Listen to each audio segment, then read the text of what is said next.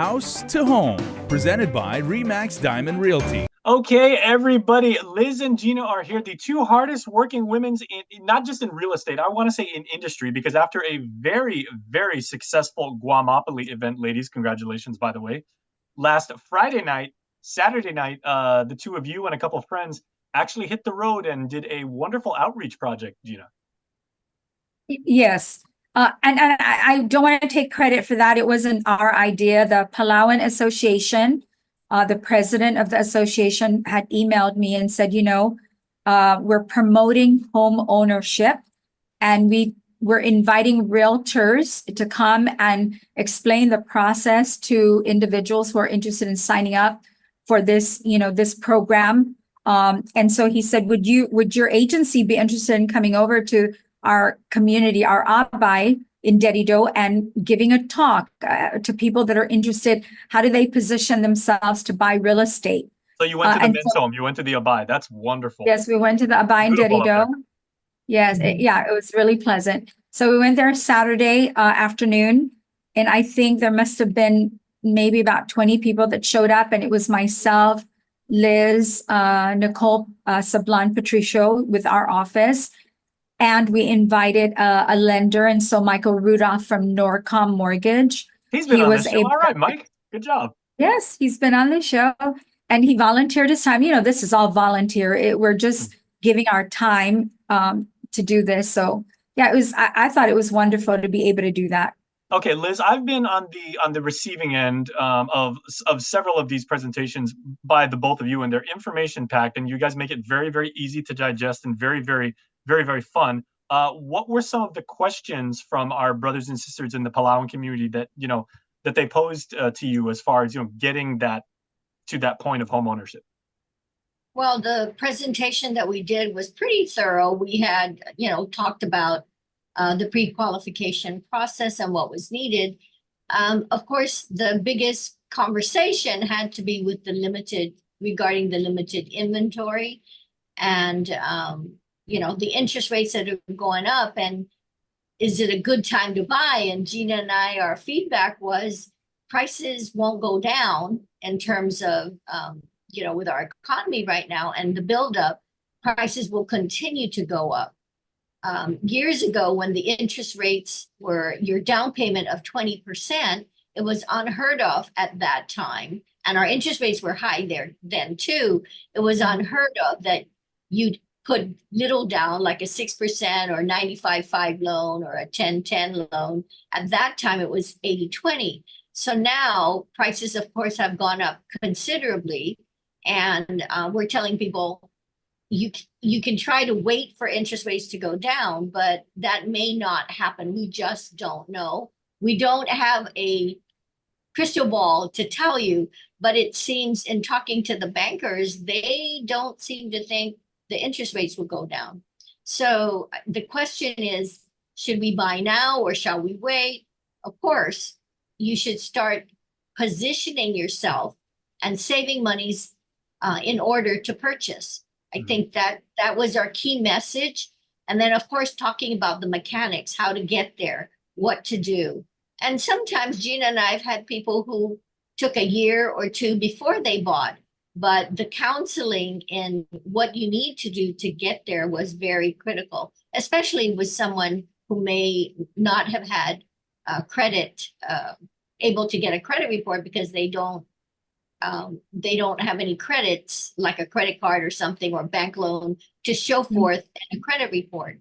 So again, our advice is kind of guiding them and going through the process. So it was a very good workshop that we conducted, and we want to do more of these for the community. And Gina, I know, if you don't mind me sharing, I know this is a labor of love for you because you were able to directly interface with your people, who share your Palawan heritage, and basically like tell them about the benefits of home ownership. And so much from the American perspective tends to be, it's the dream of home ownership. I would say to reach out to young people too and say, when talking about financial literacy, you're supposed to own a home because equity is good. That's going to get you very, very far in life. What was the age ranges of the people you talked to?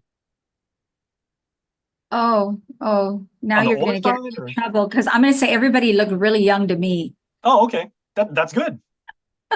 That's, I mean, yeah, I think it was every level of age group, but we had young people there, we had middle-aged people there, we had older people there.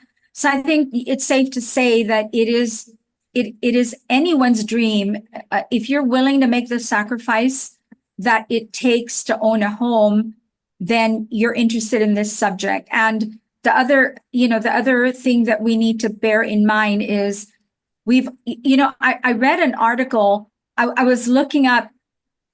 I'm going to be on this wagon about public-private joint venture to get this affordable housing thing going, the mechanism of affordable housing. And I've been reading up a lot on the history of how some of these subdivisions have come into play in Guam. For instance, like Kaiser, Barragata Heights. Believe it or not, when Barragata Heights first sold, they sold in the 60s, right? In the 60, 70,000 range.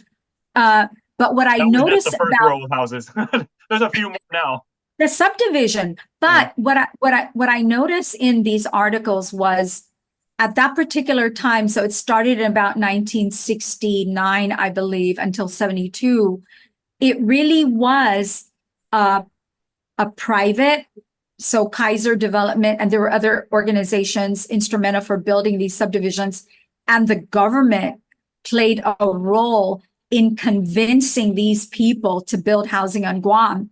It wasn't just a developer landed here and said, wow, what a great economic situation Guam is. I would love to build housing so I could make money and then, do whatever I want. It wasn't like that at all. The government actually had to go out and convince these developers, hey, come and build for us. We need affordable housing out here. And if you do, this is what we're going to do for you to entice you to do it. So we're probably back in that same box where the government needs to start looking forward and projecting what's going to happen here. And this is what we were sharing at the ABAI. We were explaining to them, they said, well, this might not be a good time. Maybe we'll wait until interest rates go down. The problem is we're moving towards the Marine base officially being completely open, completely populated. And if you look at the Navy Admiral's talk, he was interviewed, on KUAM, and he said Admiral Greg Huffman.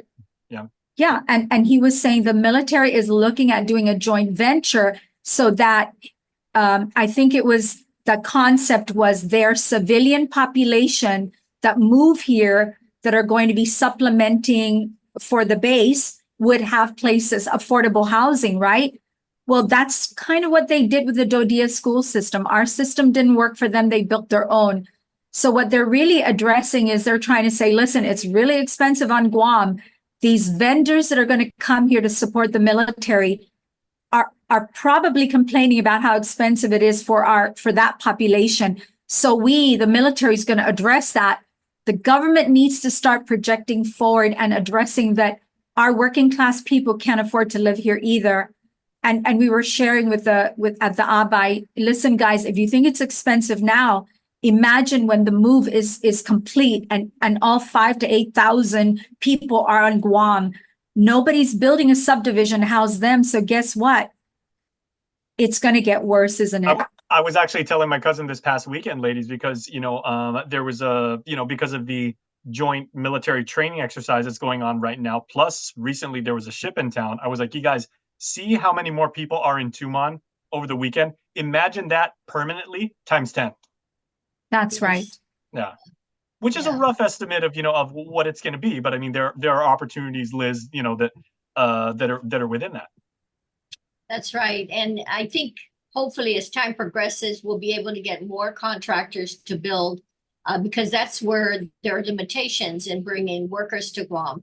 I think the work, they're starting to get workers in, but it's just not happening quick enough. And then at the same time, construction costs have gone up.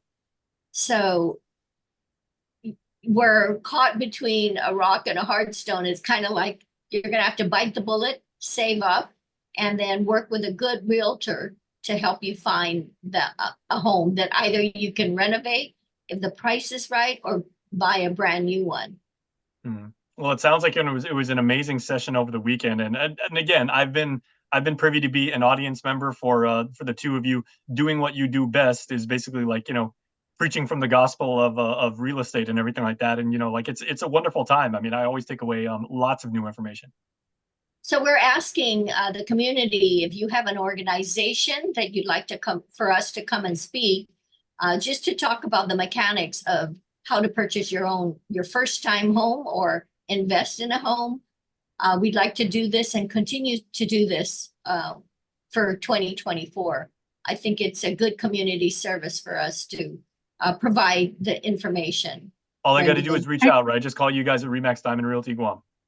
That's right. And I want to give an invitation to anyone at the legislature who'd be interested in sitting down and just, could we have a dialogue about why it is so difficult to build here in Guam and what the legislature could do? Perhaps we start with that.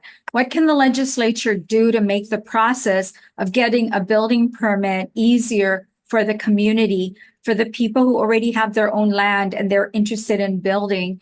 Because, there was a couple of people in our audience who have land and they wanted to build. And we did share with them, reach out to us and we'll sit with you. And that's a more one-on-one type of thing. Liz and I have both built. We understand what is necessary to build on your property and we could guide you through the process. And there's no charge. I mean, we're doing it just because we want to see you in your own home. And that means a lot to us that we can help somebody move towards that.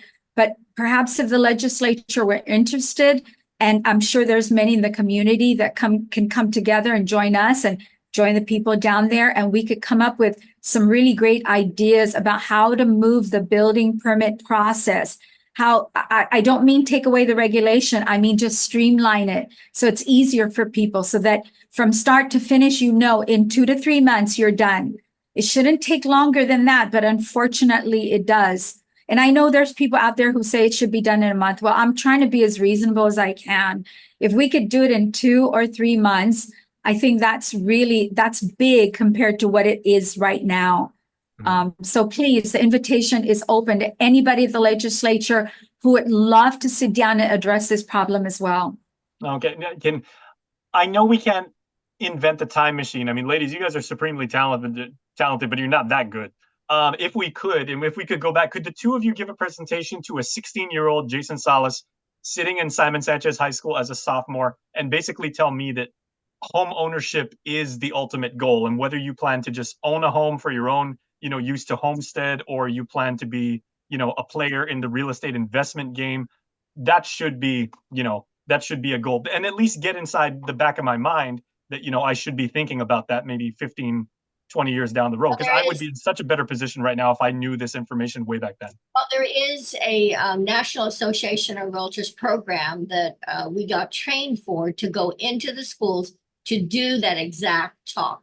There we go. About literacy on home ownership. But yes, there is a program. So any of the schools that want us to come in, we can certainly come in, because that was the goal for 2024. Okay, so it just doesn't have to be like a particular community group or like a segment of like an ethnic community. You're also extending that invitation out to principals, teachers, school administrators, Right. Like anyone who would like to avail of this information, please just reach out to Remax. Oh, That's yeah, right. absolutely. Mhm. Trust me, everybody watching, these two can talk. I know that too. Yes, If we you can. haven't figured out anything for the last 9 years, these two can talk, and they're very, very passionate about it. So ladies, let me know when you guys have that presentation. I'll come out and meet you. Okay, that'd be great. Grace. And this was the first in a series of episodes that we are doing on the home owning process. This we're just kicking it off here. So check us out next week for part 2. This is going to be good. Correct. House to Home, presented by Remax Diamond Realty.